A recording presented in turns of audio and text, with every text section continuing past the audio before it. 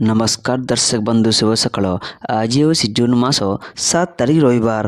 ଚାଲନ୍ତୁ ନଜର ପକାଇବା ଆଜି ଦିନର ରାଜ୍ୟ ଦେଶ ବିଦେଶର 20ଟି ଗୁରୁତ୍ୱପୂର୍ଣ୍ଣ ଖବର ପରେ।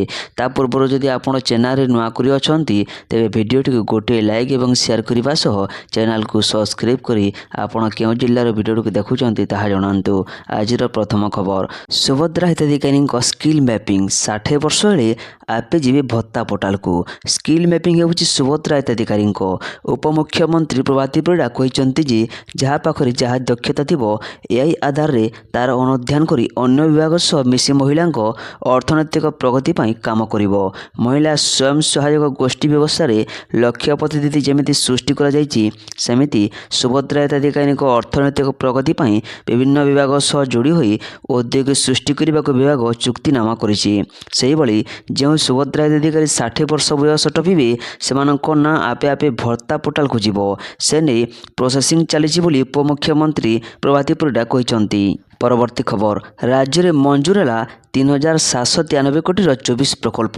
ସୃଷ୍ଟି ହେବ ପ୍ରାୟ 20,000 ନିଯୁକ୍ତି। ରାଜ୍ୟରେ ଶିଳ୍ପାୟନ ନିଯୁକ୍ତି କ୍ଷେତ୍ରରେ ଏକ ବଡ଼ ସଫଳତା। ମଞ୍ଜୁର ହେଲା 3,793 କୋଟିର 24 ପ୍ରକଳ୍ପ। ଏହାଦ୍ୱାରା ସୃଷ୍ଟି ହେବ ପ୍ରାୟ 20,000 ନିଯୁକ୍ତି। ଆଜି ରାଜ୍ୟ ମୁଖ୍ୟ ଶାସନ ସଚିବ ଅନୁ ଗର୍ଗଙ୍କ ଅଧ୍ୟକ୍ଷତାରେ ଅନୁଷ୍ଠିତ 147ତମ ରାଜ୍ୟସ୍ତରୀୟ ସିଙ୍ଗଲ ୱିଣ୍ଡୋ କ୍ଲିୟରାନ୍ସ ଅଥରିଟି ବୈଠକରେ ଗୁରୁତ୍ୱପୂର୍ଣ୍ଣ ଶିଳ୍ପ ପ୍ରକଳ୍ପକୁ ମଞ୍ଜୁରୀ ମିଳିଛି। ତେବେ ଏହି ନିବେଶ ଓଡ଼ିଶାର ଅର୍ଥନୀତିକୁ ସୁଦୃଢ଼ କରିବା ସହ ବେକାର ସମସ୍ୟା ଦୂର କରିବାରେ ବେଶ୍ ସହାୟକ ହେବ। ପରବର୍ତ୍ତୀ ଖବର, ସମ୍ବଲପୁରରେ ନିର୍ମାଣ ହେବ ଫିଫା ମାନର ଆଧୁନିକ ଫୁଟବଲ ପଡ଼ିଆ। ସମ୍ବଲପୁର ଫୁଟବଲ ଏକାଡେମୀକୁ ପରିଦର୍ଶନ କରିଛନ୍ତି ମୁଖ୍ୟମନ୍ତ୍ରୀ ମୋହନ ଚରଣ ମାଝୀ। ଆଜି ସମ୍ବଲପୁର ଗସ୍ତରେ ଯାଇ ଏହି ଏକାଡେମୀ ପରିଦର୍ଶନ କରି ଭିତ୍ତିଭୂମିର ବିକାଶ ଓ ଆଧୁନିକୀକରଣର ମାନକୁ ପ୍ରଶଂସା କରିଛନ୍ତି। 15 କୋଟି ଟଙ୍କାରେ ଆରମ୍ଭ ହୋଇଥିବା ଏକାଡେମୀ ପରିସରରେ ଆନ୍ତର୍ଜାତୀୟ ମାନର 3ଟି ଫିଫା ଷ୍ଟାଣ୍ଡାର୍ଡ ପୂର୍ଣ୍ଣ ଆକାରର ଫୁଟବଲ ପଡ଼ିଆ ଏବଂ 2ଟି ଅତ୍ୟାଧୁନିକ ଫୁଟସାଲ ଗ୍ରାଉଣ୍ଡ ସ୍ଥାପନ କରାଯିବ ବୋଲି ମଧ୍ୟ ମୁଖ୍ୟମନ୍ତ୍ରୀ କହିଛନ୍ତି। ପରବର୍ତ୍ତୀ ଖବର, 850 ମିଲି ତେଲ ପାଉଚ ଆଉ ବିକ୍ରି ହେବ ନାହିଁ। ଖାଦ୍ୟ ତେଳ କମ୍ପାନୀଙ୍କ ମନଇଚ୍ଛା ପ୍ୟାକେଜିଂ ଉପରେ ଲାଗିଲା ଲଗାମ। ସରକାର ଖାଦ୍ୟ ତେଲ ବିକ୍ରୟ ସମ୍ପର୍କରେ ନୂତନ ନିୟମ ଲାଗୁ କରିଛନ୍ତି। ଏବେ ତେଲ ଉତ୍ପାଦନ ଏବଂ ଆମଦାନୀ କରୁଥିବା କମ୍ପାନୀଗୁଡ଼ିକ କେବଳ ନିର୍ଦ୍ଦିଷ୍ଟ ମାନବ ପ୍ୟାକେଜ ଆକାରରେ ସେମାନଙ୍କର ଉତ୍ପାଦ ବିକ୍ରି କରିପାରିବେ। ଏହି ପଦକ୍ଷେପର ଲକ୍ଷ୍ୟ ଗ୍ରାହକଙ୍କ ଦ୍ୱନ୍ଦ୍ୱକୁ ରୋକିବା ଏବଂ ବିଭିନ୍ନ ବ୍ରାଣ୍ଡ ମଧ୍ୟରେ ମୂଲ୍ୟ ତୁଳନାକୁ ସହଜ କରିବା। ରିପୋର୍ଟ ଅନୁଯାୟୀ ନୂତନ ନିୟମ ଅନୁସାରେ ଖାଇବା ତେଲ ଏବେ କେବଳ 9ଟି ମାନର ଆକାର ପ୍ୟାକେଜରେ ବିକ୍ରି କରାଯାଇପାରିବ। ସରକାର ବିଶ୍ୱାସ କରନ୍ତି ଯେ ଏହା ଗ୍ରାହକମାନଙ୍କ ପାଇଁ ବିଭିନ୍ନ ବ୍ରାଣ୍ଡ ମଧ୍ୟରେ ମୂଲ୍ୟ ତୁଳନା କରିବା ସହଜ କରିବା ଏବଂ କମ୍ପାନୀଗୁଡ଼ିକୁ ପ୍ୟାକ୍ ଆକାର ମାଧ୍ୟମରେ ଦ୍ୱନ୍ଦ୍ୱ ସୃଷ୍ଟି କରିବାରୁ ରୋକିବ। ନୂତନ ନିୟମ ଅନୁଯାୟୀ ଖାଇବା ତେଲ ପ୍ୟାକେଜିଂକୁ 9ଟି ମାନକ ଆକାରରେ ସୀମିତ କରାଯାଇଛି, ଯାହା 200 ମିଲିଲିଟରରୁ 20 ମିଲିଲିଟର ପର୍ଯ୍ୟନ୍ତ। ବର୍ତ୍ତମାନ ବଜାରରେ ଅନେକ ପ୍ରକାରର ପ୍ୟାକେଜିଂ ଆକାର ଉପଲବ୍ଧ, ଯାହା ଗ୍ରାହକଙ୍କ ପାଇଁ ସଠିକ୍ ମୂଲ୍ୟ ଆକଳନ କରିବା କଷ୍ଟକର କରୁଛି। ପରବର୍ତ୍ତୀ ଖବର, ଆୟୁଷ୍ମାନ କାର୍ଡ ନେଇ ବଡ଼ ନିର୍ଦ୍ଦେଶ। ରୋଗୀଙ୍କଠାରୁ ଟଙ୍କା ନେଲେ ହେବ କାର୍ଯ୍ୟାନୁଷ୍ଠାନ। ଆୟୁଷ୍ମାନ କାର୍ଡ ମାଧ୍ୟମରେ ଚିକିତ୍ସା ପାଉଥିବା ରୋଗୀଙ୍କ ପାଇଁ ଆସିଛି ବଡ଼ ଖବର। ଜନସାଧାରଣଙ୍କ ସ୍ୱାସ୍ଥ୍ୟ ସୁରକ୍ଷାକୁ ଗୁରୁତ୍ୱ ଦେଇ ଆୟୁଷ୍ମାନ ଯୋଜନା ଅଧୀନରେ ଚିକିତ୍ସା ସୁବିଧାକୁ ଆହୁରି ସୁଷ୍ଠୁ ଓ କଡ଼ାକଡ଼ି କରାଯାଇଛି। ଏଣିକି ତାଲିକାଭୁକ୍ତ ଘରୋଇ ହସ୍ପିଟାଲ ରୋଗୀଙ୍କଠାରୁ ମନମୁଖୀ ଭାବେ ଟଙ୍କା ଆଦାୟ କରିପାରିବେ ନାହିଁ। ସରକାରଙ୍କ ନିଷ୍ପତ୍ତି ଅନୁସାରେ ଆୟୁଷ୍ମାନ ଯୋଜନା ଅଧୀନରେ ରୋଗୀ ହସ୍ପିଟାଲରେ ଭର୍ତ୍ତି ହେବା ପୂର୍ବରୁ 3 ଦିନ ମଧ୍ୟରେ କରାଯାଇଥିବା ବିଭିନ୍ନ ସମସ୍ୟା ସ୍ୱାସ୍ଥ୍ୟ ପରୀକ୍ଷା ମଧ୍ୟ ଆୟୁଷ୍ମାନ କାର୍ଡରେ ଅନ୍ତର୍ଭୁକ୍ତ ହେବ। ଅର୍ଥାତ୍ ଭର୍ତ୍ତି ପୂର୍ବରୁ ଯେଉଁ ଆବଶ୍ୟକ ଟେଷ୍ଟ ହେବ ସେଥିପାଇଁ ରୋଗୀଙ୍କୁ ଅଲଗା ଭାବେ ଟଙ୍କା ଦେବାକୁ ପଡ଼ିବ ନାହିଁ। ସେହିପରି ହସ୍ପିଟାଲରୁ ଡିସଚାର୍ଜ ହେବା ପରେ ଆଗାମୀ 15 ଦିନ ପର୍ଯ୍ୟନ୍ତ ରୋଗୀଙ୍କ ଔଷଧ, ଫଲୋଅପ୍ ଚିକିତ୍ସା ଓ ଆବଶ୍ୟକ ଟେଷ୍ଟ ସମ୍ପୂର୍ଣ୍ଣ ମାଗଣାରେ କରାଯିବ। ହସ୍ପିଟାଲ ନିଜ ତରଫରୁ ଏହି ସମସ୍ତ ଔଷଧ ସେବା ଯୋଗାଇବାକୁ ବାଧ୍ୟ ରହିବ। ଏହାଦ୍ୱାରା ଚିକିତ୍ସା ପରେ ରୋଗୀ ଓ ପରିବାର ଉପରେ ପଡ଼ୁଥିବା ଅତିରିକ୍ତ ଆର୍ଥିକ ଚାପ କମିବ। ଅପରେସନ ପରେ ଯଦି ରୋଗୀଙ୍କ ଶରୀରରେ କୌଣସି ସମସ୍ୟା ଦେଖାଦିଏ କିମ୍ବା ପୁଣି ଥରେ ହସ୍ପିଟାଲରେ ଭର୍ତ୍ତି ହେବାକୁ ପଡ଼େ ତେବେ ତାହା ମଧ୍ୟ ପୂର୍ବ ପ୍ୟାକେଜ ଅଧୀନରେ ଆସିବ। ଏଥିପାଇଁ ରୋଗୀଙ୍କଠାରୁ କୌଣସି ଅତିରିକ୍ତ ଶୁଳ୍କ ଆଦାୟ କରାଯାଇପାରିବ ନାହିଁ। ପରବର୍ତ୍ତୀ ଖବର, ଏଫ୍ଏସ୍ଏସ୍ଏଆଇର ବଡ଼ ନିର୍ଦ୍ଦେଶ। ଖବରକାଗଜରେ ଖାଦ୍ୟ ପ୍ୟାକେଜିଂ ତୁରନ୍ତ ବନ୍ଦ କରନ୍ତୁ। ଷ୍ଟ୍ରିଟ୍ ଫୁଡ୍ ଖାଇବାକୁ ଭଲ ପାଉଥିବା ଲୋକଙ୍କ ପାଇଁ ଆସିଛି ଜରୁରୀ ସତର୍କତା। ଖବରକାଗଜରେ ଗରମ, ତେଲିଆ କିମ୍ବା ଭଜା ଖାଦ୍ୟ ପରଷିବା ଓ ପ୍ୟାକ୍ କରିବା ସ୍ୱାସ୍ଥ୍ୟ ପାଇଁ ଗୁରୁତର କ୍ଷତି ସୃଷ୍ଟି କରିପାରେ। ଏନେଇ FSSAI ପୁଣି ଥରେ ଖାଦ୍ୟ ବ୍ୟବସାୟୀ ଓ ଠେଲା ବିକ୍ରେତାଙ୍କୁ ସତର୍କ କରାଇଛି। FSSAI ସ୍ପଷ୍ଟ କରିଛି ଯେ ଖବରକାଗଜରେ ଖାଦ୍ୟ ପରଷିବା, ମୋଡ଼ିବା କିମ୍ବା ରଖିବା ଖାଦ୍ୟ ସୁରକ୍ଷା ନିୟମ ବିରୋଧୀ। ବିଶେଷ କରି ଗରମ ଓ ତେଳିଆ ଖାଦ୍ୟ ଖବରକାଗଜ ସଂସ୍ପର୍ଶରେ ଆସିଲେ ପ୍ରିଣ୍ଟିଂ ଇଙ୍କରେ ଥିବା ହାନିକାରକ କେମିକାଲ, ଦାଇ ଓ ସୀସା ଭଳି ଭାରୀ ଧାତୁ ଖାଦ୍ୟରେ ମିଶିପାରେ। ଏହି ଖାଦ୍ୟ ମାଧ୍ୟମରେ ସେଗୁଡ଼ିକ ମଣିଷ ଶରୀରକୁ ପ୍ରବେଶ କରି ଦୀର୍ଘକାଳୀନ ସ୍ୱାସ୍ଥ୍ୟ ସମସ୍ୟା ବଢ଼ାଇପାରେ। ପରବର୍ତ୍ତୀ ଖବର, ଦିଲ୍ଲୀରେ ଗର୍ଜିଲା କକରୋଚ ଜନତା ପାର୍ଟି, ଧର୍ମେନ୍ଦ୍ର ପ୍ରଧାନଙ୍କ ଇସ୍ତଫା ଦାବି। ଅନଲାଇନ୍ ଆନ୍ଦୋଳନର ଆରମ୍ଭ ହୋଇଥିବା କକରୋଚ ଜନତା ପାର୍ଟି CJP ଶନିବାର ଦିଲ୍ଲୀର ଯନ୍ତର ମନ୍ତର ନିଜର ପ୍ରଥମ ବଡ଼ ରାସ୍ତା ପ୍ରତିବାଦ କରିଛି। ଯୁବ ଛାତ୍ରଛାତ୍ରୀ ଓ ଚାକିରି ଆଶାୟୀମାନେ ଏହି ପ୍ରତିବାଦରେ ଯୋଗଦେଇ ପରୀକ୍ଷା ଅନିୟମିତତା, ପେପର ଲିକ୍ ଓ ନିଯୁକ୍ତି ପ୍ରକ୍ରିୟାରେ ପାରଦର୍ଶିତା ଅଭାବକୁ ନେଇ ସ୍ୱର ଉଠାଇଛନ୍ତି। CJPର ପ୍ରତିଷ୍ଠାତା ଅଭିଜିତ ଦୀପକେଙ୍କ ନେତୃତ୍ୱରେ ହୋଇଥିବା ଏହି ପ୍ରତିବାଦର ମୁଖ୍ୟ ଦାବି ଥିଲା କେନ୍ଦ୍ର ଶିକ୍ଷାମନ୍ତ୍ରୀ ଧର୍ମେନ୍ଦ୍ର ପ୍ରଧାନଙ୍କ ଇସ୍ତଫା। ପ୍ରତିବାଦକାରୀମାନଙ୍କ ଅଭିଯୋଗ, ପରୀକ୍ଷା ତ୍ରୁଟି, ପେପର ଲିକ୍ ଓ ମୂଲ୍ୟାୟନ ଭୁଲ ଯୋଗୁଁ ଛାତ୍ରଛାତ୍ରୀଙ୍କ ଭବିଷ୍ୟତ ସହ ଖେଳ ହେଉଛି। ଏହାକୁ ନେଇ ସରକାରୀ ଦାୟିତ୍ୱ ନିର୍ଦ୍ଧାରଣ ହେବା ଦରକାର ବୋଲି ସେମାନେ ଦାବି କରିଛନ୍ତି। ପରବର୍ତ୍ତୀ ଖବର, ଖରା ଗୁଳୁଗୁଳିରେ ମିଳିବ ଆଶ୍ୱସ୍ତି, 6ରୁ 8 ଦିନ ମଧ୍ୟରେ ଓଡ଼ିଶା ଛୁଇଁପାରେ ମୌସୁମୀ। ଖରା ଓ ଗୁଳୁଗୁଳିରେ ଅସ୍ତବ୍ୟସ୍ତ ଓଡ଼ିଶାବାସୀଙ୍କ ପାଇଁ ଆସିଛି ଆଶ୍ୱସ୍ତିକର ଖବର। ଆସନ୍ତା 6ରୁ 8 ଦିନ ମଧ୍ୟରେ ଓଡ଼ିଶାକୁ ଦକ୍ଷିଣ ପଶ୍ଚିମ ମୌସୁମୀ ପ୍ରବେଶ କରିପାରେ। ପାଣିପାଗ ଆକଳନ ଅନୁସାରେ ପୂର୍ବ ଭାରତ ଆଡ଼କୁ ମୌସୁମୀ ଆଗକୁ ବଢ଼ିବା ପାଇଁ ପରିସ୍ଥିତି ଅନୁକୂଳ ହେଉଛି। ପାଣିପାଗ ବିଶେଷଜ୍ଞଙ୍କ ମତରେ ଆସନ୍ତା ସପ୍ତାହରେ ଓଡ଼ିଶାର କେତେକ ଅଞ୍ଚଳକୁ ମୌସୁମୀ ପହଞ୍ଚିବାର ସମ୍ଭାବନା ବଢ଼ିଛି। ମୌସୁମୀ ଆସିଲେ ରାଜ୍ୟରେ ବ୍ୟାପକ ବର୍ଷାର ଆଶା ରହିଛି। ଏହା ଖରା ଓ ଆର୍ଦ୍ରତାରୁ ଲୋକଙ୍କୁ ରାହତ ଦେବା ସହିତ ଚାଷୀଙ୍କ ପାଇଁ ମଧ୍ୟ ବଡ଼ ସହାୟକ ହେବ। ଯଦି ଆକଳନ ଅନୁସାରେ ମୌସୁମୀ ଆଗକୁ ବଢ଼େ, ତେବେ ଜୁନ୍ ମାସର ଦ୍ୱିତୀୟ ସପ୍ତାହ ଶେଷ ସୁଦ୍ଧା ରାଜ୍ୟରେ ପାଗରେ ବଡ଼ ପରିବର୍ତ୍ତନ ଦେଖାଯାଇପାରେ। ଏପଟେ 2024ରେ ଏଲ୍‌ନିନୋ ପ୍ରଭାବ ଦୁର୍ବଳ ରହିପାରେ ବୋଲି ବିଶେଷଜ୍ଞମାନେ ଆଶା ପ୍ରକାଶ କରିଛନ୍ତି। ଏହା ଭାରତ ପାଇଁ, ବିଶେଷ କରି ଓଡ଼ିଶା ଭଳି ପାଣିପାଗ ସମ୍ବେଦନଶୀଳ ରାଜ୍ୟ ପାଇଁ ଏକ ବଡ଼ ସଂକେତ ଭାବେ ଦେଖାଯାଉଛି। ସାମୁଦ୍ରିକ ପରିସ୍ଥିତି ଅନୁକୂଳ ରହିଲେ ମୌସୁମୀ ଅଧିକ ସ୍ଥିର ହୋଇପାରେ। ପରବର୍ତ୍ତୀ ଖବର, ଭୁବନେଶ୍ୱରରେ ବର୍ଷା ଓ କୁଆପଥର ମାଡ଼, 11 ଜିଲ୍ଲାକୁ ୟେଲୋ ଆଲର୍ଟ। ପ୍ରବଳ ଗରମ ଓ ଗୁଳିଗୁଳି ଭିତରେ ଶନିବାର ଅପରାହ୍ନରେ ହଠାତ୍ ବଦଳିଗଲା ରାଜଧାନୀର ପାଗ। ଭୁବନେଶ୍ୱର ସମେତ ଆଖପାଖ ଅଞ୍ଚଳରେ ବର୍ଷା, କୁଆପଥର, ବଜ୍ରପାତ ଓ ଜୋର ପବନ ଦେଖିବାକୁ ମିଳିଛି। ହଠାତ୍ ଆସିଥିବା ଏହି ଝଡ଼ ବର୍ଷା ଲୋକଙ୍କୁ ଖରାରୁ ଆଶ୍ୱସ୍ତି ଦେଇଥିଲେ ମଧ୍ୟ କିଛି ସ୍ଥାନରେ ଅସୁବିଧା ସୃଷ୍ଟି କରିଛି। ଜୋର ପବନ ପ୍ରଭାବରେ ରାଜଧାନୀର ବିଭିନ୍ନ ଅଞ୍ଚଳରେ ଗଛ ଉପୁଡ଼ି ପଡ଼ିଥିବା ସୂଚନା ମିଳିଛି। କେତେକ ସ୍ଥାନରେ ଗଛର ଡାଳ ଭାଙ୍ଗି ରାସ୍ତା ଉପରେ ପଡ଼ିଥିବା ଯାତାୟାତ ପ୍ରଭାବିତ ହୋଇଥିଲା। ଏହାସହ କିଛି ଦୁର୍ବଳ ଘରୋଇ ଓ ଅସ୍ଥାୟୀ ଘଟଣାରେ ମଧ୍ୟ କ୍ଷତି ହୋଇଥିବା ଖବର ଆସିଛି। ଅପରାହ୍ନରେ ହଠାତ୍ ମେଘ ହେବା ପରେ ରାଜଧାନୀରେ କିଛି ଅଞ୍ଚଳରେ କୁଆପଥର ମାଡ଼ ମଧ୍ୟ ହୋଇଥିଲା। ଲୋକେ ଗରମରୁ ରକ୍ଷା ପାଇଥିଲେ ମଧ୍ୟ ବଜ୍ରପାତ ଓ ଜୋର ପବନକୁ ନେଇ ଭୟ ଚିନ୍ତା ଦେଖାଇଥିଲା। ଏପଟେ ଭାରତୀୟ ପାଣିପାଗ ବିଭାଗ 11ଟି ଜିଲ୍ଲା ପାଇଁ ତତ୍କାଳ ୟେଲୋ ଆଲର୍ଟ ଜାରି କରିଛି। ଅପରାହ୍ନ 2ଟା 40ରେ ଜାରି ହୋଇଥିବା ସତର୍କତା ଅନୁସାରେ ଆସନ୍ତା 3 ଘଣ୍ଟା ମଧ୍ୟରେ କିଛି ସ୍ଥାନରେ ବଜ୍ରପାତ ସହ ବର୍ଷା ଓ ଘଣ୍ଟା ପ୍ରତି 40ରୁ 50 କିଲୋମିଟର ବେଗରେ ପବନ ବହିବାର ସମ୍ଭାବନା ରହିଛି। ପରବର୍ତ୍ତୀ ଖବର, ଏଆଇରେ ଓଡ଼ିଶା ଶାସନ ଲୋଗୋ ବିକୃତ, ଟୋଲ୍ ପରେ ତେତିଲା ପ୍ରଶାସନ। ଏଆଇରେ ନିର୍ମିତ ପୋଷ୍ଟରରେ ରାଜ୍ୟ ସରକାର ଓଡ଼ିଶା ଶାସନ ଲୋଗୋ ବିକୃତ ହୋଇଛି। ଏହାକୁ ନେଇ ଏବେ ସାମାଜିକ ଗଣମାଧ୍ୟମରେ ଟ୍ରୋଲର ଶିକାର ହୋଇଛି ଉଚ୍ଚଶିକ୍ଷା ବିଭାଗ। ଉଚ୍ଚଶିକ୍ଷା ବିଭାଗ ନାମ ପାଖରେ ଏକ ଓଡ଼ିଶା ଶାସନ ଲୋଗୋ ରହିଛି। ଯେଉଁ ଲୋଗୋରେ ଓଡ଼ିଆ ଓ ହିନ୍ଦୀରେ ଉଲ୍ଲେଖ ଥିବା ଓଡ଼ିଶା ଶାସନ କେଉଁ ଭାଷାରେ ଉଲ୍ଲେଖ ରହିଛି ତାହା ଜଣାପଡ଼ୁନି। ଏଥିସହ ଲୋଗୋ ମଧ୍ୟରେ ଥିବା ଘୋଡ଼ା ଏବଂ ଅଶୋକ ସ୍ତମ୍ଭର ଆକାର ତଥା ଚିତ୍ରଟି ସମ୍ପୂର୍ଣ୍ଣ ଭାବରେ ଭୁଲ ରହିଛି।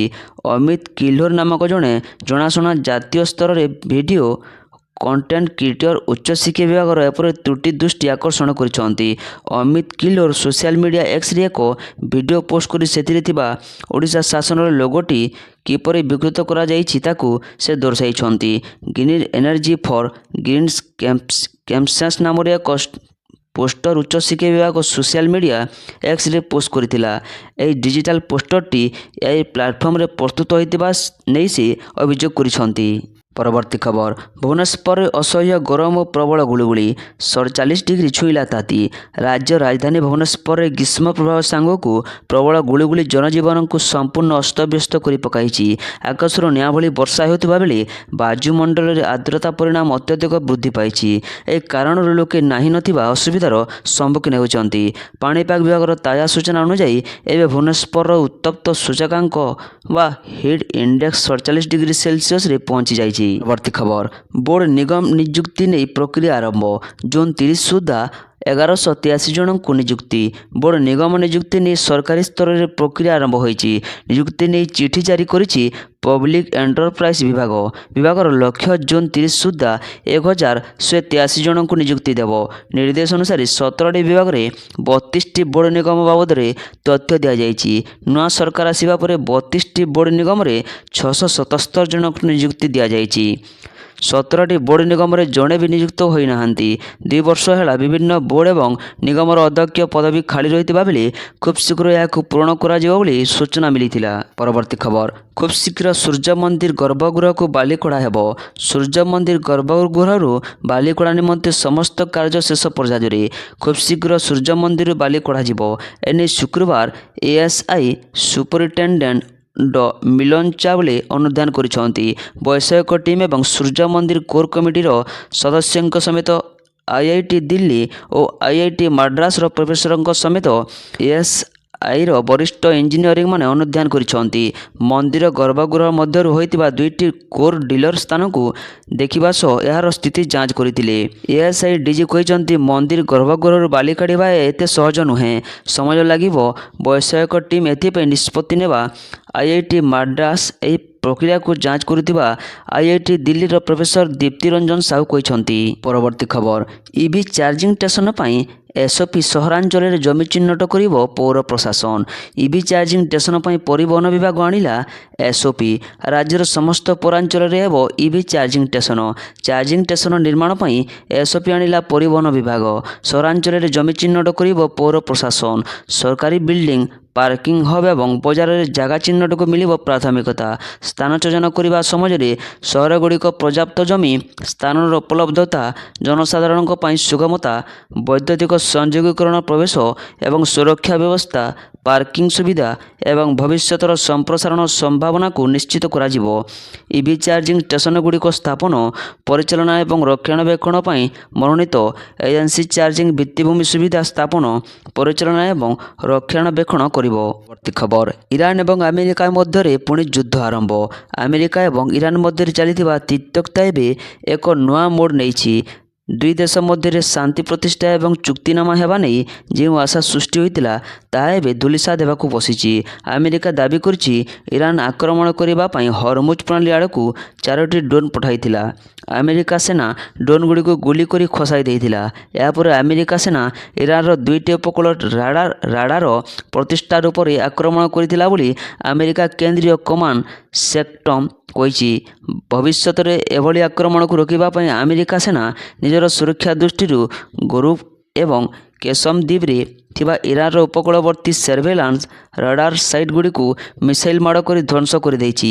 ଆମେରିକା ନିଜର ଆତ୍ମରକ୍ଷା ପାଇଁ ଏବଂ ଯେକୌଣସି ଇରାନୀ ଆକ୍ରମଣର ମୁହଁତୋଡ଼ ଜବାବ ଦେବାକୁ ସମ୍ପୂର୍ଣ୍ଣ ପ୍ରସ୍ତୁତ ବୋଲି ସେଣ୍ଟକମ୍ ପ୍ରକାଶ କରିଛି। ପରବର୍ତ୍ତୀ ଖବର ସରକାରଙ୍କ ସଫଳତା ବଖାଣିବେ। ମୋଦି ସରକାରଙ୍କ 12 ବର୍ଷ ପୂରଣ ଉପଲକ୍ଷେ ବିଜେପି ଦେଶବ୍ୟାପୀ ଅଭିଯାନ ଆରମ୍ଭ କରିବ। କେନ୍ଦ୍ରରେ ନରେନ୍ଦ୍ର ମୋଦି ସରକାର ଆସନ୍ତା ସପ୍ତାହରେ 12 ବର୍ଷ ପୂରଣ କରିବ। ଏହି ଅବସରକୁ ପାଳନ କରିବା ପାଇଁ ବିଜେପି ସାରା ଦେଶରେ ଏକ ସ୍ୱତନ୍ତ୍ର ଜନସମ୍ପର୍କ ଅଭିଯାନ ଆରମ୍ଭ କରିବ।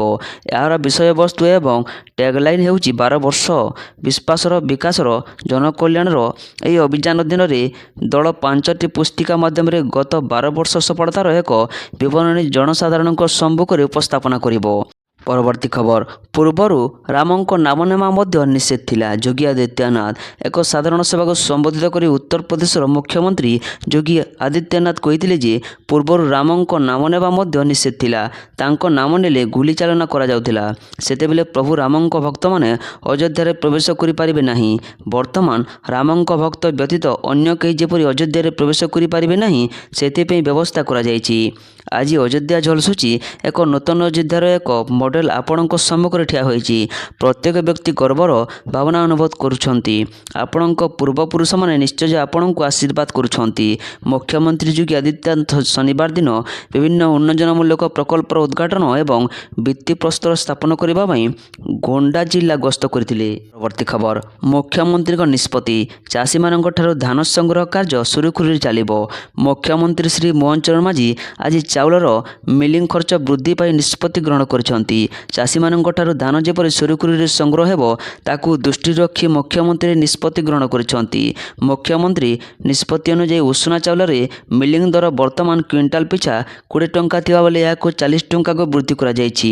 ସେହିପରି ଅରୁଆ ଚାଉଳ ମିଲିଂ ଦର କ୍ୱିଣ୍ଟାଲ ପିଛା 10 ଟଙ୍କା ଥିବାବେଳେ ଏହାକୁ 20 ଟଙ୍କାକୁ ବୃଦ୍ଧି କରାଯାଇଛି। ପରବର୍ତ୍ତୀ ଖବର, ସାଇବର ଆଟାକ୍ ପରେ ଆକ୍ସନ ମୋଡରେ ସିବିଏସ୍ଇ, ବନ୍ଦ କଲା ଅନମାର୍କ ପୋର୍ଟାଲ। ସିବିଏସ୍ଇ ଦ୍ୱାଦଶ ଶ୍ରେଣୀ ଉତ୍ତର ଖାତାର ପୁନର୍ମୂଲ୍ୟାୟନକୁ ନେଇ ଆସିଲା ବଡ଼ ଖବର। ସୁରକ୍ଷା ସମ୍ବନ୍ଧୀୟ ଚିନ୍ତା ଏବଂ ଗୁପ୍ତତା ବଜାୟ ରଖିବା ପାଇଁ ବୋର୍ଡ କେମ୍ପ୍ଟ ଏଡୁଟେକ୍ର ଅନମାର୍କ ପ୍ଲାଟଫର୍ମକୁ ପୁନର୍ମୂଲ୍ୟାୟନ ପ୍ରକ୍ରିୟାରୁ ବାଦ ଦେଇଛି। ବର୍ତ୍ତମାନ ଛାତ୍ରଛାତ୍ରୀଙ୍କ ଖାତା ଯାଞ୍ଚ ପ୍ରକ୍ରିୟା ସମ୍ପୂର୍ଣ୍ଣ ରୂପେ ସିବିଏସ୍ଇର ନିଜସ୍ୱ ପୋର୍ଟାଲ ଜରିଆରେ କରାଯିବ। ପରବର୍ତ୍ତୀ ଖବର, ବ୍ରିକ୍ସ ବୈଠକ ସଫଳ, ଓଡ଼ିଶାର ବିପର୍ଯ୍ୟୟ ପରିଚାଳନା କୌଶଳକୁ ମିଳିଲା ବିଶ୍ୱସ୍ତରୀୟ ସ୍ୱୀକୃତି।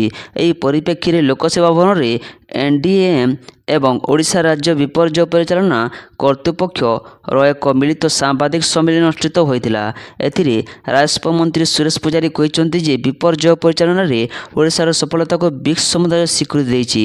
ପ୍ରତିରୋଧକ କ୍ଷମତା, ନୂତନ ଜ୍ଞାନକୌଶଳ, ପାରସ୍ପରିକ ସହଯୋଗ ତଥା ସମନ୍ୱୟ ଏବଂ ନିରନ୍ତର ଧାରଣା ବିକାଶ ପାଇଁ ନିର୍ମାଣ ଶୀର୍ଷକ ବିଷୟବସ୍ତୁକୁ ନେଇ ଏହି ବୈଠକ ଅନୁଷ୍ଠିତ ହୋଇଥିଲା। ପରବର୍ତ୍ତୀ ଖବର, ନୂଆଦିଲ୍ଲୀରେ କୋକ୍ରୋଚ ଜନତା ପାର୍ଟିର ପ୍ରତିବାଦ, ଶିକ୍ଷାମନ୍ତ୍ରୀଙ୍କ ଇସ୍ତଫା ଦାବି। କଡ଼ା ସୁରକ୍ଷା ବ୍ୟବସ୍ଥା ମଧ୍ୟରେ ଚାଲିଥିବା ଏହି ପ୍ରଦର୍ଶନରେ ସାରା ଦେଶରୁ ଆସିଥିବା ଶତାଧିକ ଯୁବକ, ସ୍କୁଲ ଓ କଲେଜର ଛାତ୍ରଛାତ୍ରୀ ଏବଂ ସେମାନଙ୍କ ଅଭିଭାବକମାନେ ବ୍ୟାପକ ସଂଖ୍ୟାରେ ସାମିଲ ହୋଇଛନ୍ତି। ଆନ୍ଦୋଳନକାରୀଙ୍କୁ ସମ୍ବୋଧିତ କରି ଦୀପକେ କହିଛନ୍ତି ଯେ ଏହା ଏକ ଦୀର୍ଘ ସଂଗ୍ରାମ ଏବଂ ସୋସିଆଲ ମିଡ଼ିଆରେ ବିଗତ 1 ମାସ ଧରି ଶିକ୍ଷାମନ୍ତ୍ରୀଙ୍କ ଇସ୍ତଫା ଦାବି କରାଯାଉଥିଲେ ମଧ୍ୟ ପ୍ରଶାସନ ପକ୍ଷରୁ କୌଣସି ଦୃଢ଼ କାର୍ଯ୍ୟାନୁଷ୍ଠାନ ଗ୍ରହଣ କରାଯାଉନାହିଁ। ପରବର୍ତ୍ତୀ ଖବର, ସରକାରୀ କର୍ମଚାରୀଙ୍କ ପାଇଁ ବଡ଼ ଖବର, ମିଳିପାରେ 5ରୁ 14 ଲକ୍ଷ ଟଙ୍କା ପର୍ଯ୍ୟନ୍ତ ଏରିୟର। ଜାଣନ୍ତୁ କେମିତି ହେବ ହିସାବ। କେନ୍ଦ୍ର ସରକାରଙ୍କ ପକ୍ଷରୁ ପ୍ରସ୍ତାବିତ 8ମ ବେତନ କମିଶନ ଦ୍ୱାରା କେନ୍ଦ୍ର ସରକାରୀ କର୍ମଚାରୀ ଏବଂ ପେନ୍ସନଭୋଗୀମାନଙ୍କ ଦରମା ଓ ପେନ୍ସନରେ ବଡ଼ ଧରଣର ବୃଦ୍ଧି ହେବାକୁ ନେଇ ଆଶା କରାଯାଉଛି। ଯଦିଓ ସରକାର ଏହି କମିଶନ ଗଠନ ନେଇ ଘୋଷଣା କରିସାରିଛନ୍ତି, କିନ୍ତୁ ଏହାର ସବିଶେଷ ସୁପାରିଶ ଏବଂ ଏହାକୁ ଲାଗୁ କରିବାର ସମୟସୀମା ଏପର୍ଯ୍ୟନ୍ତ ସାର୍ବଜନୀନ କରାଯାଇନାହିଁ। ପରବର୍ତ୍ତୀ ଖବର, ବଡ଼ ନିଷ୍ପତ୍ତି, ପୁଣି ବଦଳିବ ନୋଟ୍, ଏଥର କାଗଜରେ ନୁହେଁ ପ୍ଲାଷ୍ଟିକ। ଭାରତୀୟ ମୁଦ୍ରା ବଜାରରେ ଆସିପାରେ ଏକ ବଡ଼ ପରିବର୍ତ୍ତନ। ଦୀର୍ଘ ଦିନର ଆଲୋଚନା ପରେ ଭାରତୀୟ ରିଜର୍ଭ ବ୍ୟାଙ୍କ ଏବେ କାଗଜ ନୋଟ୍ ବଦଳରେ ପଲିମର ବା ପ୍ଲାଷ୍ଟିକ ନୋଟ୍ ପ୍ରଚଳନ କରିବା ନେଇ ବିଚାର କରୁଛି। ଏକଥା ଖୋଦ୍ ଆରବିଆଇ ଗଭର୍ଣ୍ଣର ସଞ୍ଜୟ ମଲ୍ହୋତ୍ରା କହିଛନ୍ତି। ପଲିମର ନୋଟ୍ ପ୍ରଚଳନ ପ୍ରକ୍ରିୟା ପ୍ରାଥମିକ ପର୍ଯ୍ୟାୟରେ ଅଛି ବୋଲି ଗଭର୍ଣ୍ଣର କହିବା ପରେ ଏହାକୁ ନେଇ ଆଲୋଚନା ଆରମ୍ଭ ହୋଇଯାଇଛି।